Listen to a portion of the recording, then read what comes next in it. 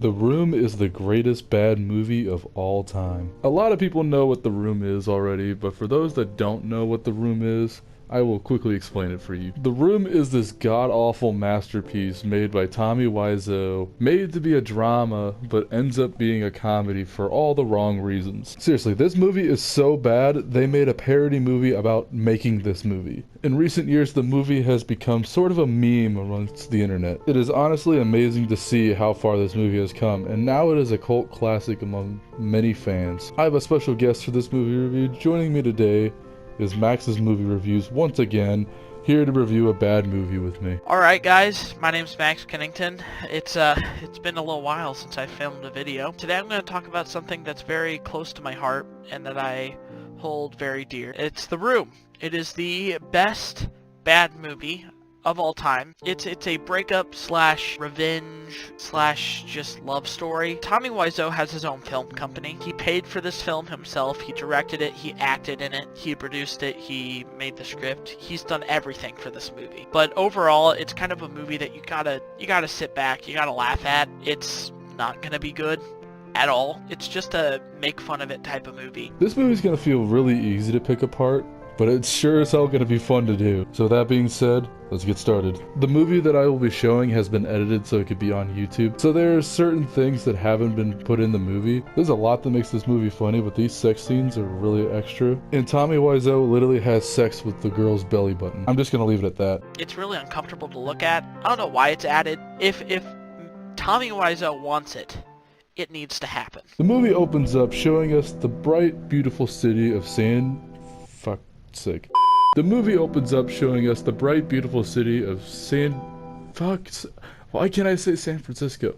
The movie opens up by showing us the bright city of San Francisco, where we get to meet the legend himself, Tommy Wiseau, as he plays American Johnny. Honestly, there's so much shit that involves Tommy in this movie that's hilarious. He is the star of this whole movie. It is worth watching this movie just to see him. After the establishing shots, Johnny walks into the room and gives Lisa a new dress. Then we meet Danny, who is this annoying kid that looks up to Johnny. Nice to see you, Danny. I'm going to take a nap. Can I go upstairs too? Why do you want to take a nap with him, Danny? After Lisa and Johnny go to have some sexy time, Danny jumps in and gets into a pillow fight with them. After Danny leaves, the movie then cuts to its first sex scene of many. YouTube will not let me show it, but this is the one that I was describing earlier. The next day, Johnny leaves for work, and then we cut to Lisa visiting with her mom. Well, he's a wonderful person, and he's getting a promotion very soon. Now, he bought you a car, he bought you a ring, clothes, whatever you wanted. Now you want to dump him. That's not right. Even a 7-year-old can pick up on when the movie's telling him what to think. Oh boy, Johnny's rich, he owns a bunch of stuff, he's also a very nice man. Wow!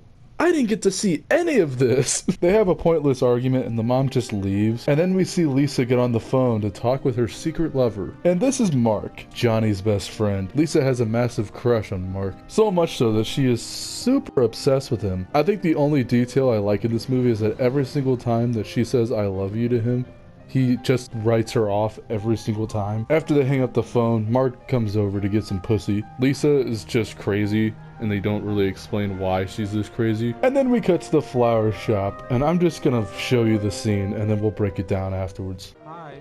Can I help you? Yeah, can I have a dozen red roses, please? Oh, hi, Johnny. I didn't know it was you.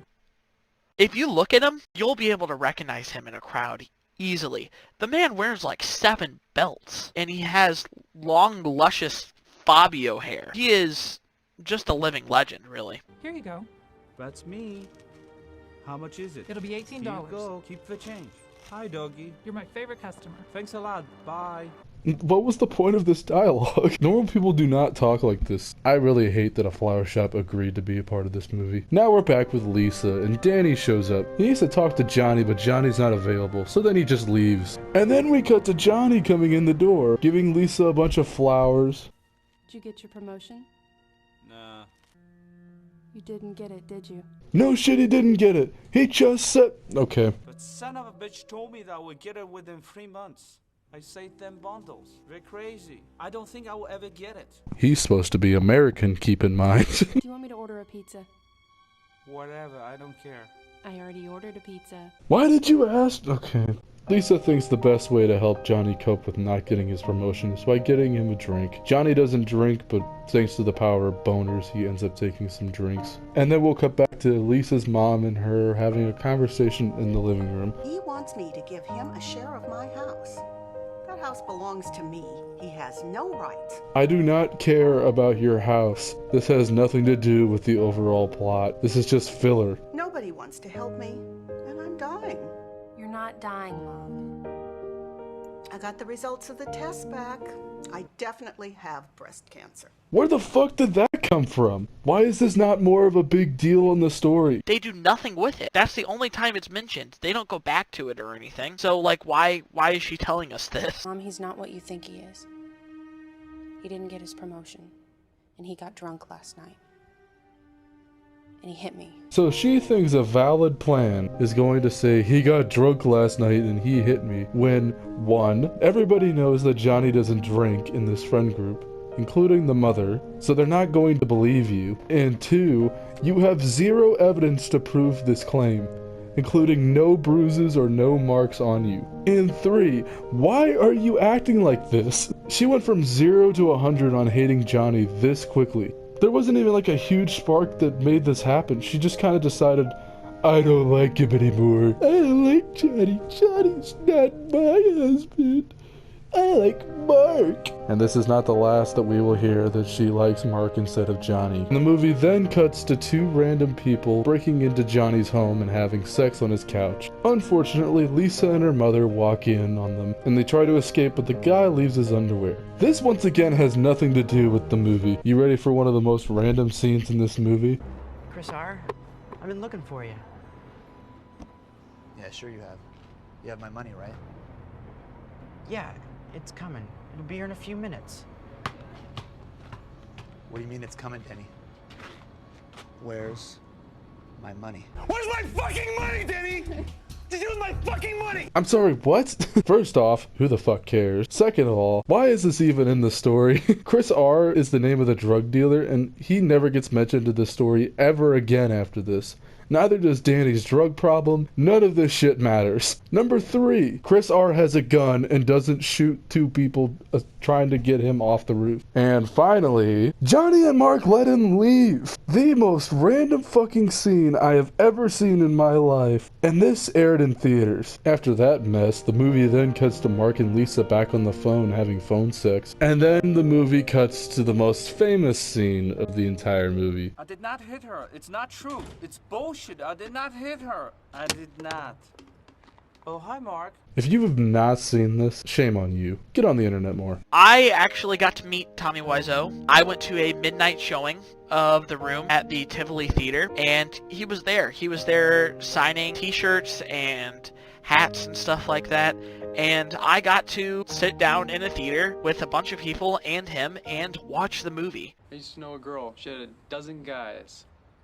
One of them found out about it, beat her up so bad she ended up in a hospital on Guerrero Street. What a story, Mark.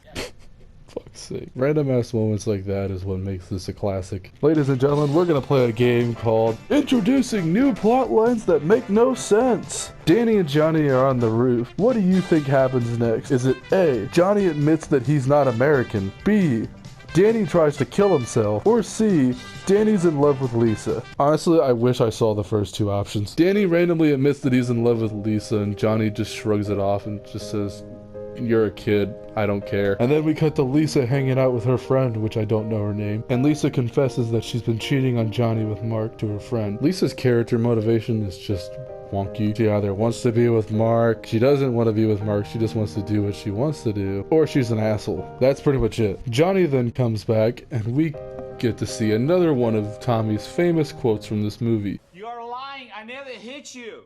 You are tearing me apart, Lisa.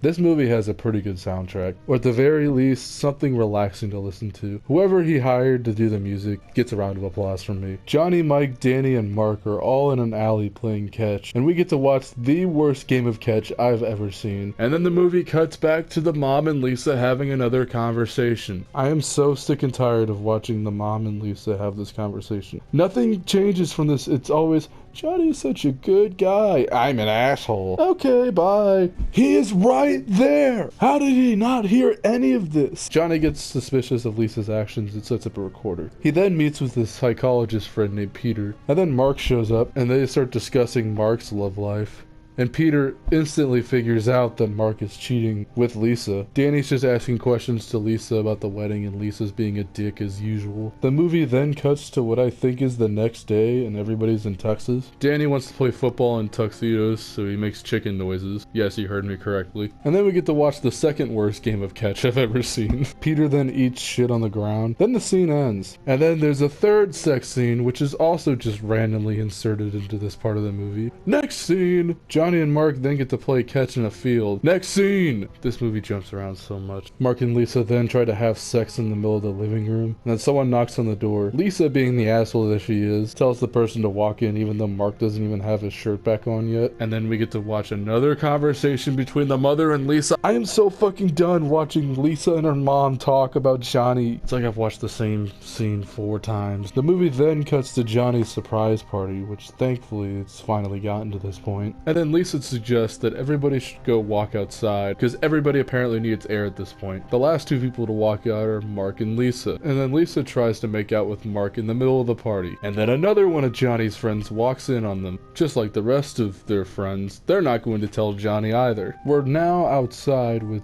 Johnny and he reveals some weird news. I have an announcement to make. We're expecting. Why is Lisa just making up shit at this point? You know what? Let's hear her reasoning. Maybe it's somewhat respectable. I told him that to make it interesting. She is an asshole just to be an asshole, and it's not entertaining anymore. It's just confusing. Her friends try to talk some sense into her, and she just ignores them. Once again, Mark and Lisa then get into a fight mid-party, and she slaps Mark, which nobody else questions why she's slapping Mark. And then Johnny gets involved, and then it cuts to Mark and Lisa dancing, and Mark is openly kissing Lisa in front of the entire party. And then Johnny goes upstairs and locks himself in the bathroom. You can come out now, Johnny. She's gone. In a few minutes, bitch.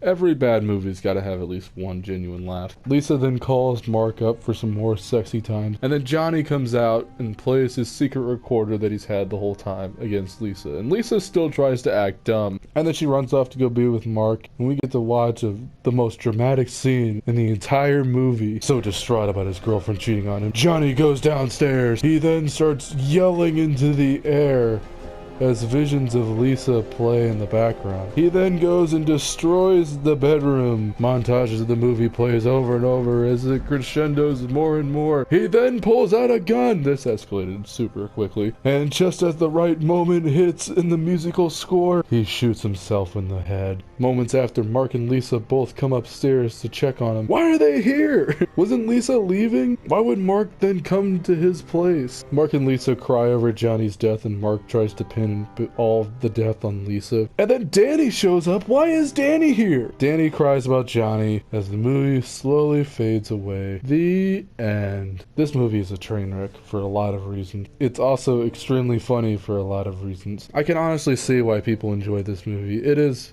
one of these movies that is so bad that it's good. Does this movie take King of the Hill? For those of you that don't know what King of the Hill is, King of the Hill is where I rank all the movies that I have previously covered in my movie reviews, and I pin it up against one another to see what movie is the best that I've covered so far, and then I have it go on to other movie reviews from then on. My current holder is Scott Pilgrim vs. the World, and it will stay Scott Pilgrim vs. the World because this movie is garbage. As for the rating of this movie, on a bad movie scale, I would probably give it a 10, but as a normal movie, I have no choice but to give this movie a 1. The writing, the acting, and the voiceovers, all 3 of those things combined just take you out of the movie entirely. I've kind of given my thoughts. Max, is there anything else you want to add? When I think of cult classics, I don't think Pulp Fiction, I don't think any other movie except for The Room. Really, just go in there and watch it. That's the best advice I can give you. It's free on YouTube, so I would just give this a watch. Just sit down. It's better to watch it with friends, even though some scenes can be uncomfortable. Just sit down and have a good laugh. Don't take it seriously. Go into it knowing that it's going to be bad, and just have fun with it. It's a great movie. On my regular score, I'd give it probably a 3 out of 10. But on my bad movie rating, I'd have to give this like a 9.5 out of 10. It's better than Food Fight. Not by much, but it is. If you guys enjoyed, please subscribe and leave more suggestions for me in the comments down below. We have a lot more content coming your way. If you want to be a part of the voting for these movies, you could also go to @ShepBandicootClips on Instagram, where I will be doing polls for my next movie following this. Also, go check out Max's movie reviews on YouTube and also on Twitch. I will leave both of those in the description. The Room. Oh, hi, Mark.